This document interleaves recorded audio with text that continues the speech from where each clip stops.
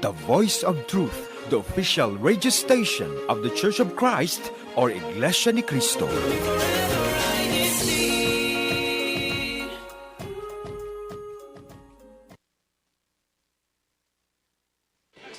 Don't underestimate the power of a single conversation. It could change your whole life. INCRadio Chatline. conversations that matter.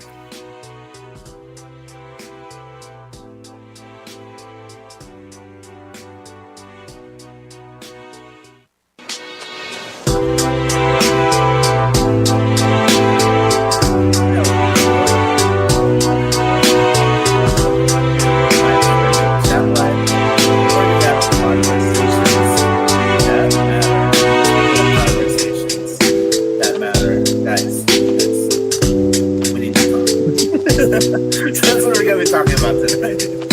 So I'm gonna ask some my friends. I'm gonna ask them, like what their thoughts. Like, okay, what's the first thing that kind of comes to mind when you hear we need to talk? Like, if someone just approaches you, someone that's a friend,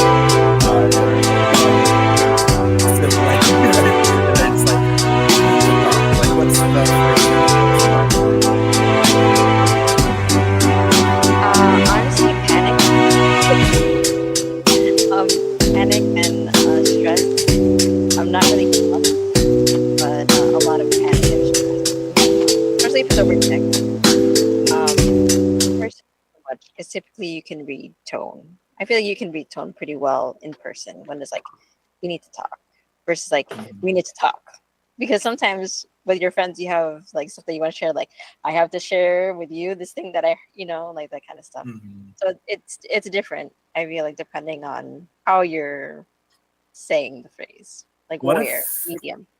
what if it's like something you can't hear? Like let's say a note, like someone left, like let's say on your computer, or like a text message from someone that's like we need to talk.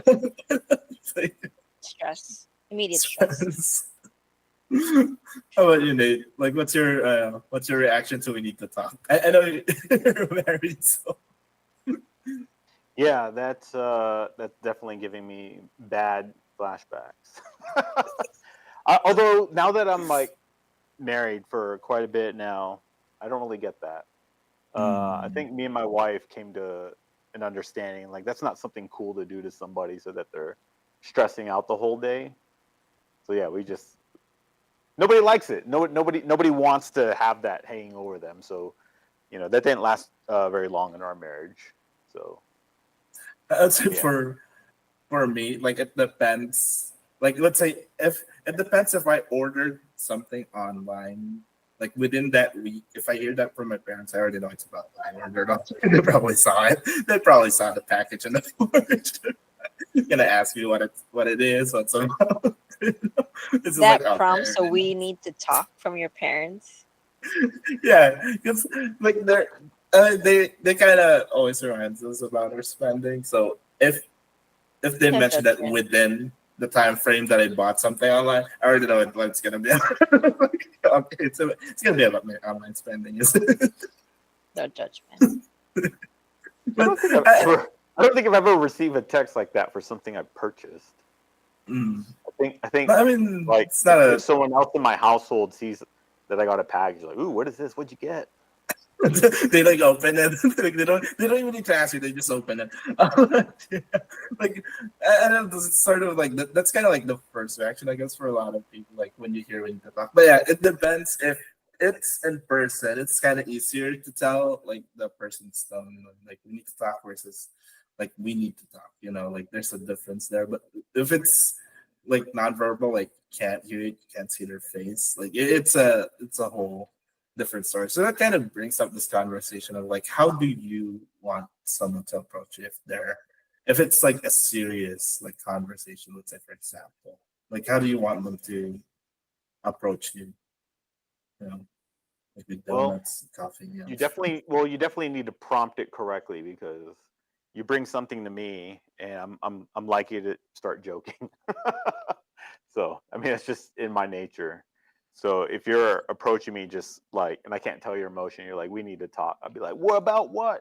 And it might be something like really serious and sad. So yeah, definitely, if you're gonna bring up a heavy topic, you need to Mhm. reflect in how you say it. Otherwise, like the other person's not gonna be in the right frame of mind. It might be offensive, downright offensive, the way Mhm. you you start the conversation. And it's just And awkward at first.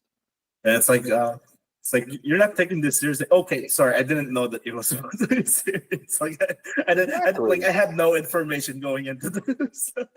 Like, I get what you mean. There, but I don't think there's ever a good way, to be honest.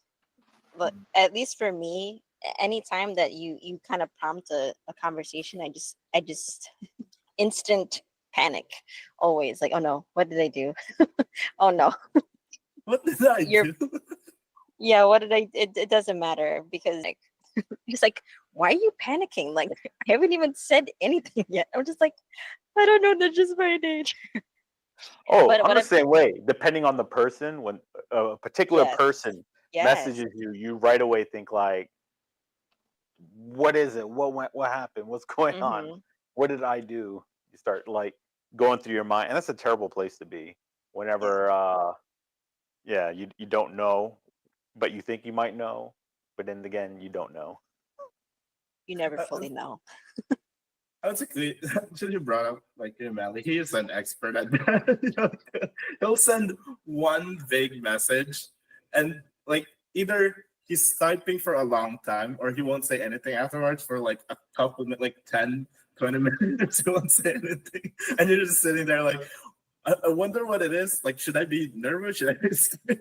I am notorious for that actually because I write long messages, just normal, like not even serious, not necessary. Well, sometimes they are serious, but not because you're in trouble or anything like that. I'm just notorious for writing very long messages, and my friends, they know that about me. So when they see the typing, then you're like, oh no, what are you sending this? Did I do That's something? that's nonverbal communication, and like that's nerve wracking.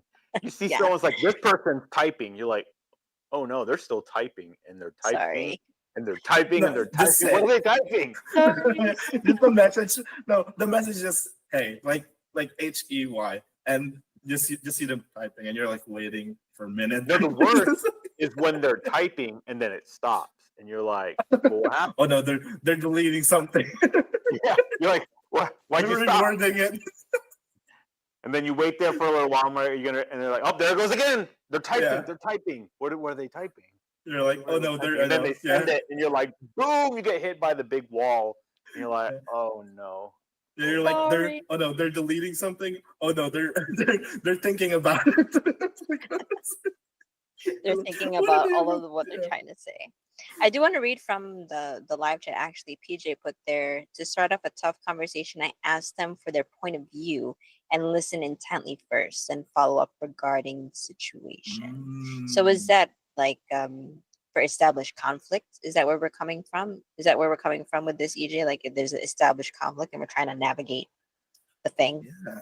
the big Yeah, bad thing. this what I think. Like that's what I was like thinking about with this. Like, yes, you know how sometimes like okay, sometimes the conflict kind of gets dragged out because of like just this thing of like not being able to communicate clearly right away your point of view. So I like that he brought up like point of view, like asking for the point of view right away. Because I feel like that's like kind of like an important part of it. Like like wanting like just even in conflict, I think what people want to be is heard. So that's kind of like the thing, like asking for your point of view. But we'll get back to that. We'll get back to that. I'll actually want to ask you guys, like, has there been like a time where like a time you can recall where that kind of like sort of like poor communication kind of led to the situation kind of becoming worse than it needed to be? Like looking back in hindsight, you're kind of like, that wasn't as serious as I thought it was gonna be. It's just that, like one thing kind of just set everything off. Yes, yes. 1,000 times. That was an immediate answer. Okay, well, I can't wait to hear this. No, I feel like it happens all the time. Like there's one time recently where my coworker messaged me something like jokingly, right? Jokingly. Mhm. But the way that the tone comes off, it doesn't read as well as a joke over text. So, and this happened before the weekend. So over the whole weekend, I'm thinking, oh man, this person is like really mad at me. I'm like, I was thinking in my head, like, what did I do? And this is not someone that I casually talk to outside of work. So I feel like it would have been kind of weird to bring it up, you know, just like over text message. I wanted to kind of bring it up in Mhm. person. But when I saw them in person, they were totally normal, like nothing had happened. I'm like, what? It's like, did you not just okay, whatever. Yeah. But it does happen. I feel like the reason why I reacted so violently is because it happens all Mhm. the time. I feel like especially with today's communication, it's easy to do that where, when you're going quickly back and forth and you have that exchange of messages and you don't realize what someone's saying, until you Mhm. actually read it aloud sometimes. You're like, oh, that's what they meant. Yeah, you're Oops. not. I would say you like when the conversation kind of gets like heated, like let's say you're, especially if you're texting someone. I have come to the point where I'm not even reading what they're saying. Like I just end up saying, I'm just end, I'm just saying what I want to say, but I'm not like reading what they're saying. And I feel like it might have gone like both ways, like that. But it's like when we kind of call off, like okay, like this is not getting anywhere. Let's kind of halt the conversation here, and you're kind of you kind of just go to your own corners, and then you're kind of reading back on the messages, and you realize, wait, we're kind of saying the same. Like, we're kind of pointing towards like the same kind of like compromise, the same point that we want. But how come we weren't getting there like earlier? Because we're like, yeah, it's like you're not able like in like an actual like let's say conversation outside of text messages. I think that can happen too when you're like let's say you're kind of like distracting to what they're saying, they're kind of distracted to what you're saying, and you have this back and forth, but nobody's like really hearing right what the other person is like saying. So and okay, actually I want to ask this to you guys because I do think there might be someone who she's not here with us today. I was hoping she would be because this I wrote this question Uh-oh. specifically for her. Yeah. Called out. Called out. Yeah. No, I wrote this question specifically for her because I wanted to hear like her thoughts on it. But to you guys, is being right ever important? Like, will there ever be a situation where you would say that I have to be right? Yes.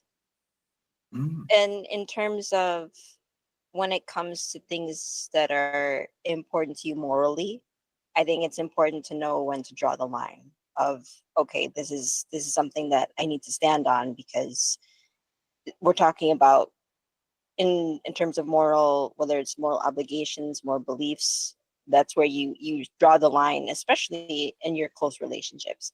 But if it's a matter mm, about being right about something that happens, you know, with in terms of if we're talking about like misunderstandings, right?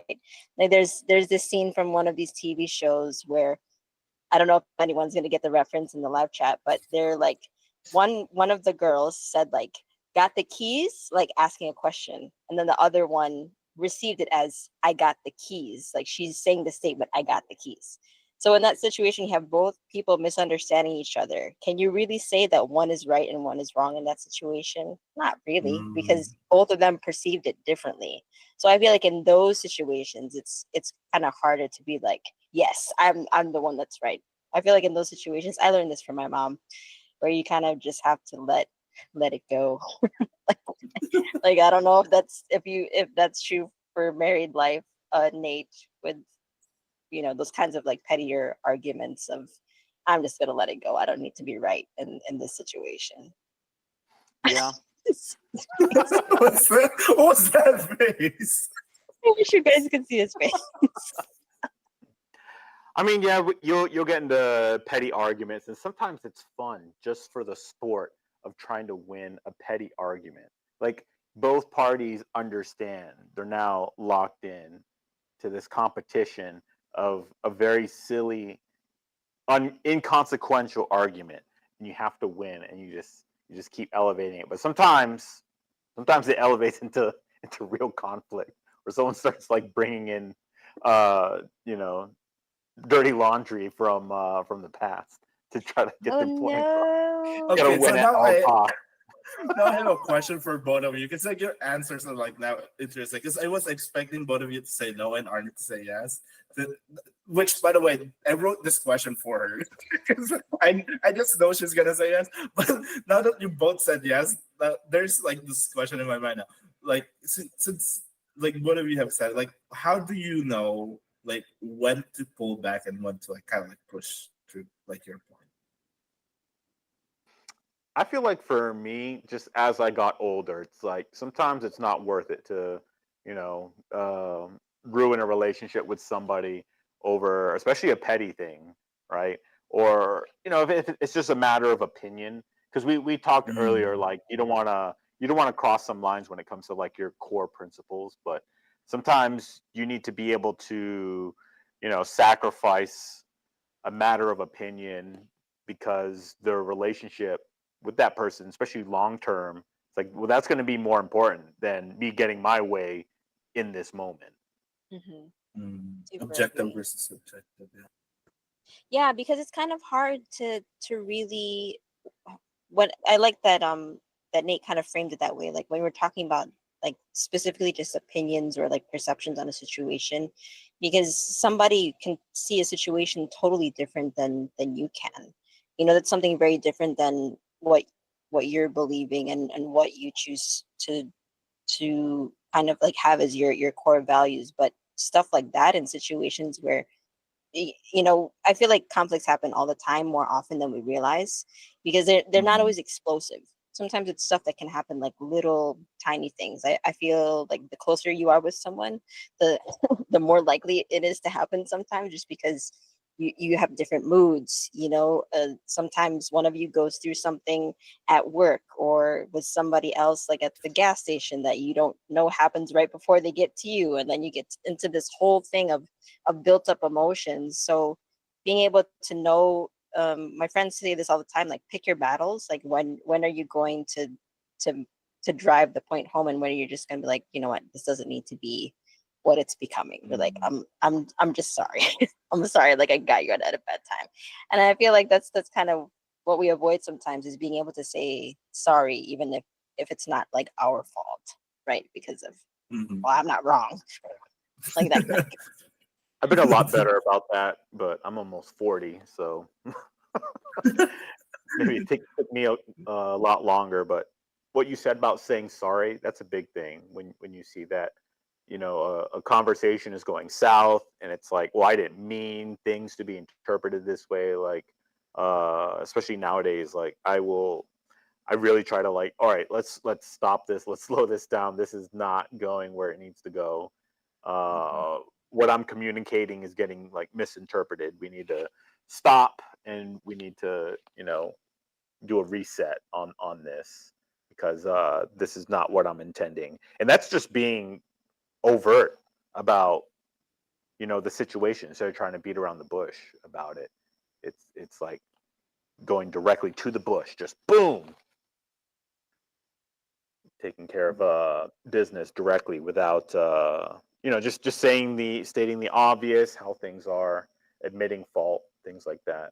And like I said, I'm almost 40 and just now figuring that out. So I feel like it's constantly like figuring it out too, because as also someone who's not good at I'm good at expressing my feelings when it comes to good stuff, but when it comes to bad stuff, I'm terrible at explaining how I feel or understanding it, or being able to tell another person like, hey, what you said was hurtful, or hey, I didn't like.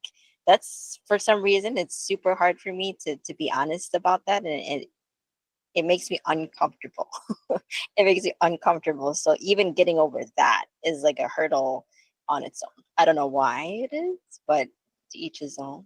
I don't know if anyone in the live chat This can has relate. something to do with. I wonder if it has something to do with like vulnerability, like you feel vulnerable. To someone. Yeah, I think so. Just because sometimes I've always I'm not I won't make it like an absolute thing. I've tried in the last 5-ish years to be more intentional about it, because I feel like before, even with my closest friends, what they pointed out to me, they're just like, I feel like I don't know what's on your mind like a lot of time. Like I feel like I don't know where you're at. I think I'm better at being a listener to what other people are feeling, but I'm not good at being vulnerable to other people about what I'm feeling. And there's kind of like a wall in that way, which leads, I think, to more conflict, in the sense that I might be thinking all this stuff in my head, and I haven't told them about it. It's like, well, I didn't know you felt that way. I'm like, You're having the I'm entire sorry. monologue. You're having like the flashback, not realizing that they can't see the flashback.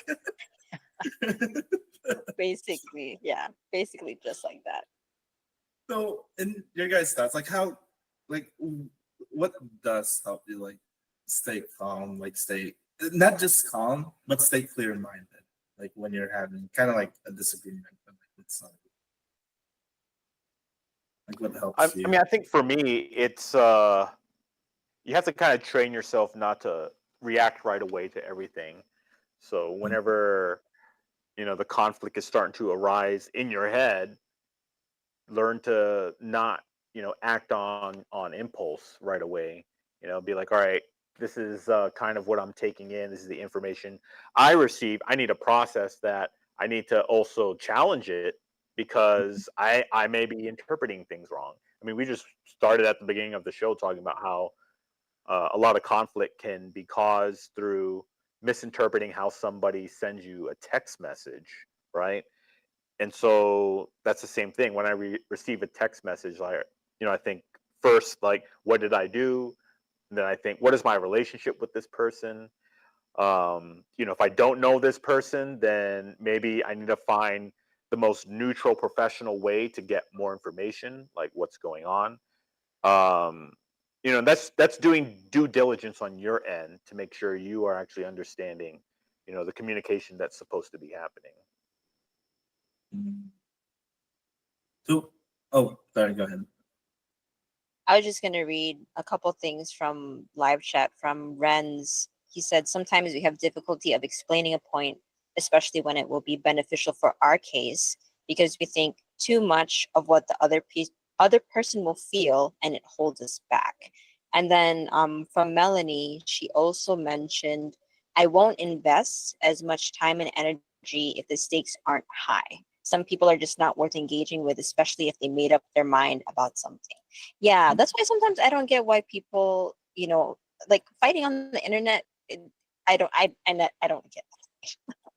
Like when people engage in that in the comments, I'm like, why? I think it's sort of like Because it's trying to fun. defend, like trying to defend a point, but like Yeah, you have to kind of consider that the other person might not really care what it means. Like they're just saying what they want to say. yeah. They don't care, or sometimes people are just.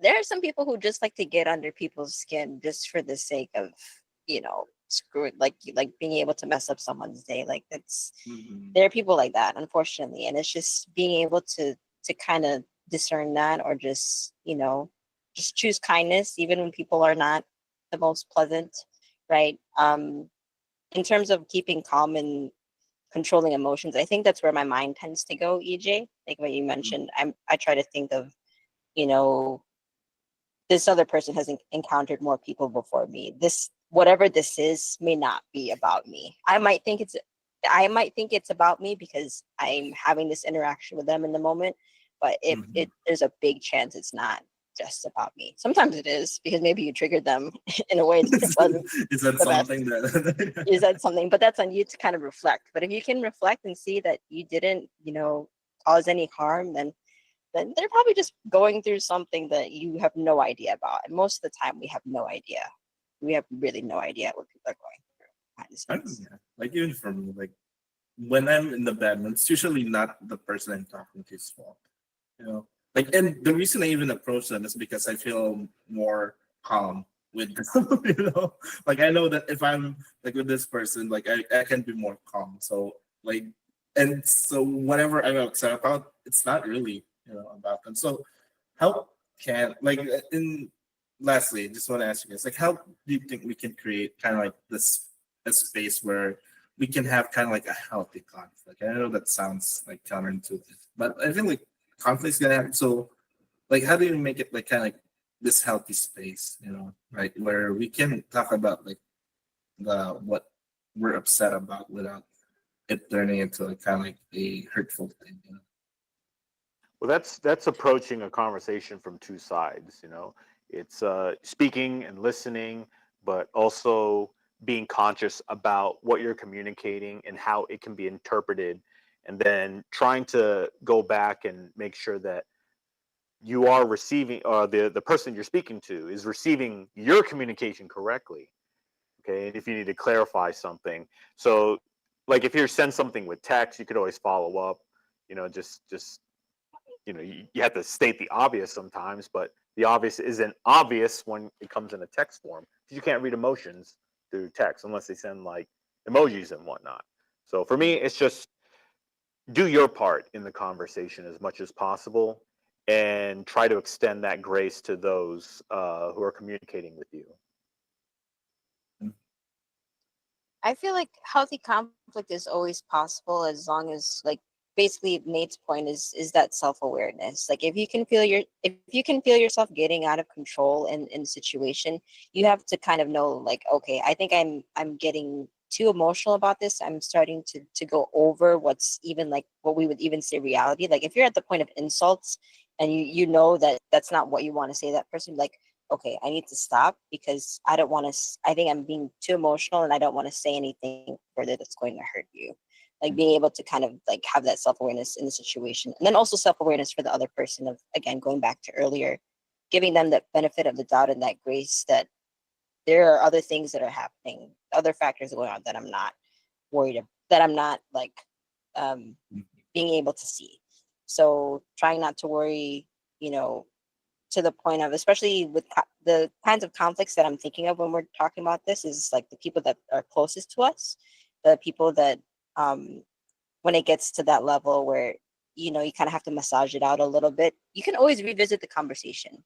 I feel like there's something that I learned from one of my close friends, is that you can still love each other and have the thing not be resolved in that moment. It might take like a couple hours, it might take the next day, but both of you kind of agreeing that you want to work on it. It just might not be today. I think that's okay too. Not to say that you have like ill feelings or that you're not forgiving each other, but just revisiting the problem, knowing that you still love each other and that you want to work on it and that you want to figure things out, right?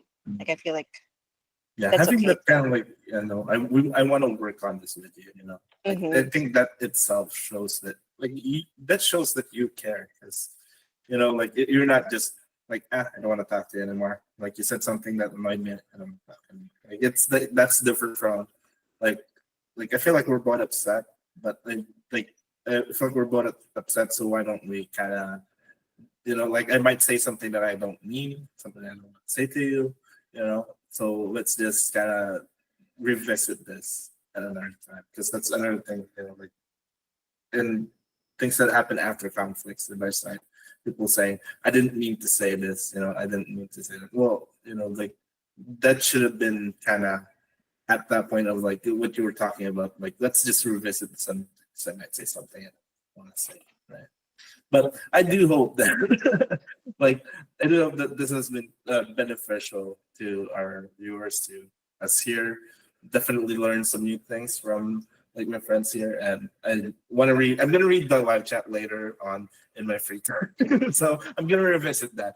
But we have come to the end of our show, so we do want to say thank you to everyone. Thank you to my co-panelists, for my friends here for joining me tonight. Thank you to our live chat for joining us and sharing your thoughts with us here today. And we do hope to see you again next week here on INCRadio Chatline, where we have conversations that matter. We will see you guys again. Have a great weekend. Bye. This ends. I'm still blurred out. Yes, I know. I can't see it. There it is. There it is. There I am. Oh, it only shows you when you're talking. So- Yeah. Bye, I know my wife everyone. and son are conspiring against me in Monopoly, so I'm on to you. Take care, Don't everyone. underestimate The power of a single. It could change your